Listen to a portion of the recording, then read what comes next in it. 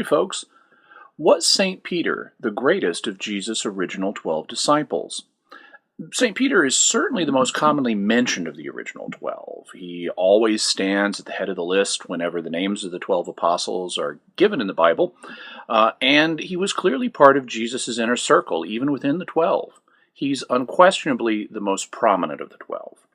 But did Jesus give him a special role among the 12, a special position, or was he just more active than the others?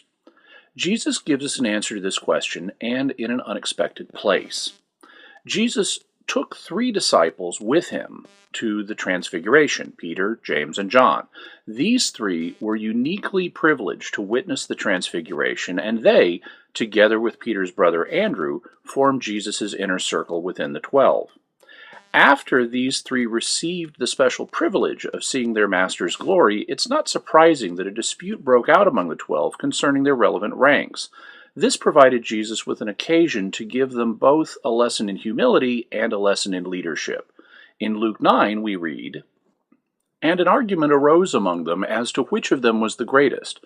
But when Jesus perceived the thought of their hearts, he took a child and put him by his side, and said to them, Whoever receives this child in my name receives me, and whoever receives me receives him who sent me. For he who is least among you is the one who is great." It's possible for us to learn several lessons from Jesus' response to the disciples' quarrel. One is that it was foolish, although still very human, for the disciples to be concerned with rank in this way. A second is that, as so often is the case, the nature of Christian truth is paradoxical.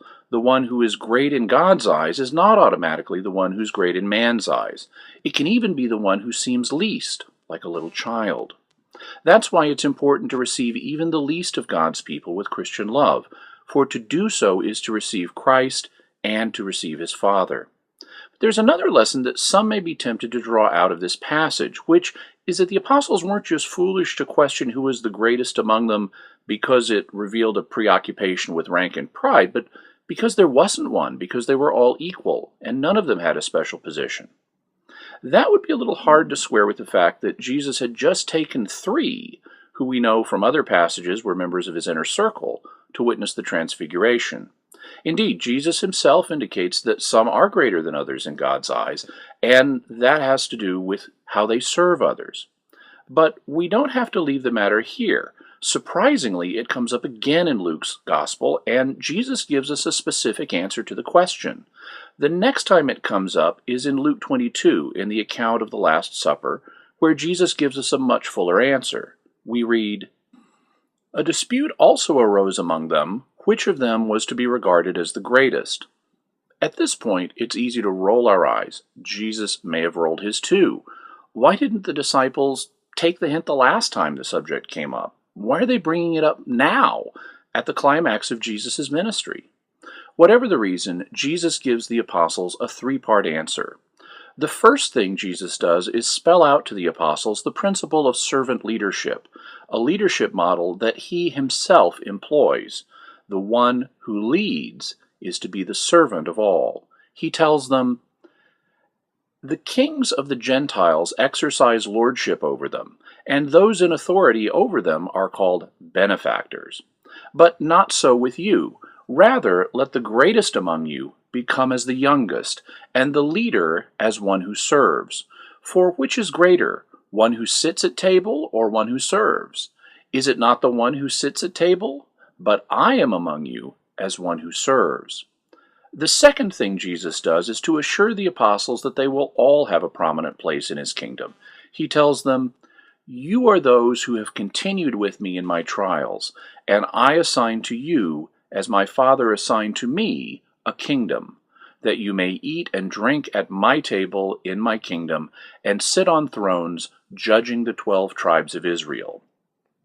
The third thing Jesus does is to indicate that one of the apostles does indeed have a special role, a leadership role, among the 12. He says, "Simon, Simon, behold, Satan has demanded to have you, that he might sift you like wheat.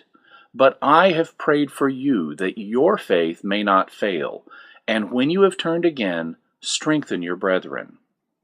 If you look at the structure of Jesus' answers to the apostles' question, it becomes clear what he's doing. First, he explains the general principle of servant leadership, something that applies to everyone. Second, he assures them that they will all have a prominent place in his kingdom, something that applies to the 12 in particular. Third, he assigns Peter a special role among the 12, something that applies specifically to him. And so we have an answer. Peter wasn't just an especially active and thus especially prominent disciple. Jesus gave him a unique pastoral role among the 12. He doesn't just come out and say, Peter's the greatest. That might have solved the controversy, but then the apostles would not have had the assurance that they would all have special places, and even more importantly, it wouldn't have given them the lesson on the importance of servant leadership. He thus teaches them the important spiritual point before answering the question directly. The passages where the apostles discuss who is the greatest are sometimes thought of as proof that none of them had any special role, but as we've seen, that's not the case. In fact, quite the opposite. As we've shown in another video, Jesus also declared Peter the rock on which he will build his church. That's another passage in which Peter is given a special role, one that would be inherited by his successors, the popes.